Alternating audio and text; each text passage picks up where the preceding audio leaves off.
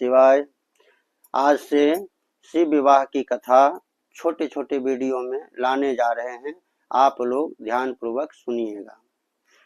एक बार त्रेता युग माही शंभु गए कुंभज ऋषि पाही संग सती जग जननी भवानी पूजे हूँ ऋषि अखिलेश्वर जानी।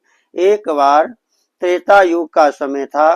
भगवान शंकर माँ सती जो पार्वती जी का पिछला जन्म था सती के रूप में, उस समय सती को लेकर त्रेता युग में भगवान शंकर दंडकारण्य में पंचवटी के पास अगस्त ऋषि का आश्रम था। उसी आश्रम में भगवान शंकर माँ को लेकर कथा सुनने के लिए गए। प्रश्न उठता है कि भगवान शंकर इतने ऋषियों को छोड़कर दंडकारण्य में अगस्त ऋषि के पास ही क्यों गए? इसकी एक बहुत प्राचीन कथा है। इस कथा के विषय में कह रहे हैं, ध्यान से सुनिए। एक बार विंध्याचल पर्वत जो पहाड़ है विंध्याचल का, ये एक बार क्या हुआ, बढ़ने लगे। इतने बढ़ने लगे कि इंद्रासन डोलने लगा। इंद्र आदि देवताओं को लगा कहीं ये विंध्य ऊपर तक ना आ जाए, बड़ी समस्या में फंस गए। सारे देवता हाहाकार मचाने लगे। फिर वो विंध्य जो बढ़ने लगे वो देखकर घबराकर सारे देवता भगवान शंकर के पास पहुंचे। वहां जाकर भगवान शंकर को प्रणाम किया। कहने लगे, बाबा ये विंध्याचल पर्वत अचानक बहुत ज्यादा बढ़ रहा है और इतना बढ़ने की प्रक्रिया रही तो हमारे यह स्वर्ग लोक तक आ सकता है, अब इसको रोकिए। शंकर भगवान ने कहा कि इनको नहीं रोका जा सकता है, ये इकट्ठी हैं, इसीलिए इनके सतगुरु ही रोक सकते हैं। पूरे संसार में जितने भी पर्वत हैं उन पर्वतों के गुरु है अगस्त ऋषि। अगस्त ऋषि जिनको कुंभज ऋषि भी कहा जाता है, ये उन भगवान शंकर कुंभज ऋषि के पास पहुंचे। कहाँ? काशी जी में। कुंभज ऋषि काशी जी में रहते थे। वहां जाकर शंकर भगवान प्रकट हुए, उनको कहे कि अगस्त ऋषि आप चलिए, अपने शिष्य को समझाइए। उनके शिष्य थे विंध्याचल जी, उन शिष्य को समझाइए, वो बढ़ते जा रहे हैं, ऐसा ना हो कि वह स्वर्गलोक तक चले जाए। फिर अगस्त ऋषि ने कहा कि बाबा मैं आपके काशी में ही बैठा हुआ हूँ, काशी छोड़कर कोई भी जीव जाना नहीं चाहता है, मैं कैसे चला जाऊं? मैं नहीं जाऊंगा।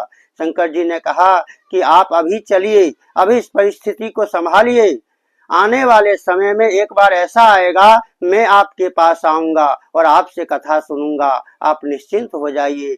तब अगस्त ऋषि विंध्याचल के पास पहुंचे। वहां जाकर उनको जो प्रणाम करने के, विंध्याचल अपने सर को नीचे लाए जो प्रणाम करने के लिए, उसी प्रणाम की अवस्था में अगस्त ऋषि ने कहा कि देखो आप प्रणाम किए हो, प्रणाम करते रहो, मैं अभी आ रहा हूं, इससे पहले मत उठना। ऐसा कहकर अगस्त ऋषि दंडकारण्य पंचवटी में जाकर कुटिया बनाकर रहने लगे।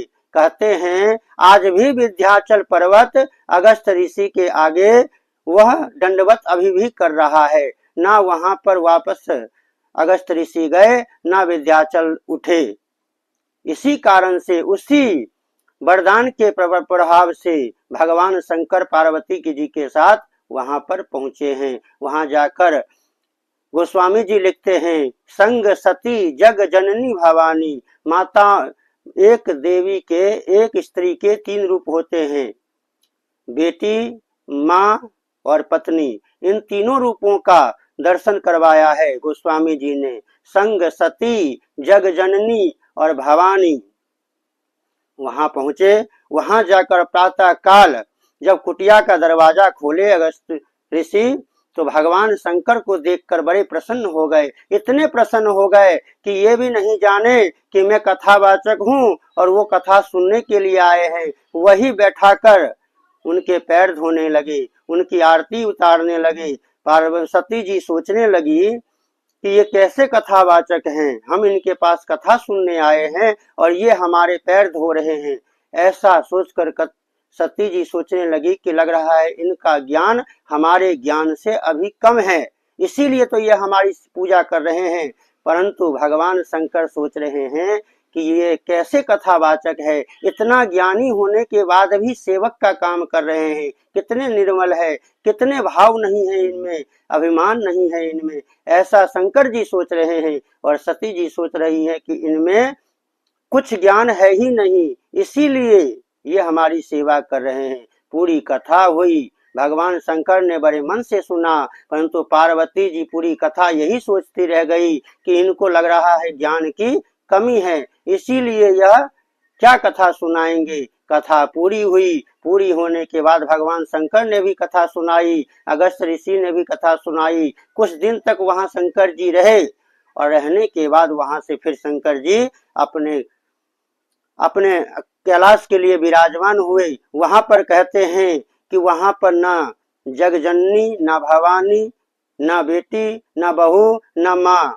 सिर्फ कहने लगी दक्ष सुता, दक्ष की बेटी, वही दक्ष जो अभिमानी है उसका बेटी भी अभिमानी यहाँ से जा रहे हैं। गोस्वामी जी नाराज हो गए और ऐसे वचन को सुनते ही फिर वहां से तीनों आदमी चले दोनों, और संजोग से उसी समय नीचे भगवान राम जी की लीला चल रही थी। सीता जी का हरण हो गया था, राम जी उनको इधर उधर ढूंढ रहे थे, भगवान शंकर जी ऊपर से जा रहे थे। भगवान शंकर जी सोचने लगे कि भगवान की कथा कान में चली गई है, यदि भगवान का दर्शन हो जाए तो मेरा जीवन सफल हो जाए। भगवान अपने मन में ही सोच रहे थे और सोचते सोचते जा रहे थे। राम जी को पता चल गई शंकर जी की बात। राम जी ने कहा भैया इधर तो बहुत ढूंढ लिए, थोड़ा उधर भी ढूंढ लेते हैं। जिस तरफ से शंकर जी आ रहे थे उसी तरह राम जी नीचे नीचे चलने लगे। जब वहां शंकर जी को और राम जी को नीचे आते हुए देखे, शंकर जी प्रसन्न हो गए। शंकर जी ने कहा शंभो समय ते ही राम ही देखा, उपजा हृदय अति हरस अभिषेखा। आनंद आ गया, शरीर पुलकित हो गया, परंतु भगवान ने शंकर जी ने राम जी के पास पहुंचने का प्रयास नहीं किया। कहने का मतलब यह है राम जी लीला में हैं, वहां हम नहीं जा सकते, ऊपर से ही प्रणाम किए। और ये प्रणाम देखकर शंकर जी कहने लगे धन्य हो प्रभु, धन्य हो, धन्य हो प्रभु, ऐसा कहने लगे। और ऐसे वचन को सुनकर सती जी सोचने लगी ये साधारण मनुष्य जो नीचे अपनी पत्नी को ढूंढ रहे हैं, इनको बाबा क्यों धन्य कर रहे हैं? कौन? भगवान शंकर धन्य कर रहे हैं। जय सच्चिदानंद कह रहे हैं। सच्चिदानंद भी कभी अपनी पत्नी को ढूंढता है क्या? जिसको सच चित्त आनंद है, जो परमात्मा है, जो ब्रह्म है, वो अपनी पत्नी को कैसे ढूंढ सकते हैं? ये तो असंभव है। ऐसे बात को सुनकर, भगवान शंकर की ऐसी लीला को देखकर, सच्चिदानंद शब्द को सुनकर सती जी मोह में आ गई। सती जी कहने लगी प्रभु इनको आप सच्चिदानंद कह रहे हैं, ये सच्चिदानंद है। शंकर जी ने बार बार समझाया देवी जिनकी कथा हम अगस्त्य ऋषि के पास से सुन के आए हैं, ये वही भगवान है, ये वही भगवान है जो आनंद स्वरूप है, जो अविकर अपार है, जो निर्गुण है, जो ब्रह्म है। वही माया भगवान, वही भगवान मनुष्य के रूप में नीचे लीला कर रहे हैं। इसीलिए भगवान शंकर उनको प्रणाम दूर से ही किए और सती जी का मोह खत्म नहीं हुआ। अब अगली वीडियो में इससे आगे की कथा सुनाएंगे। जय श्री राम, बोले गौरी शंकर भगवान की जय।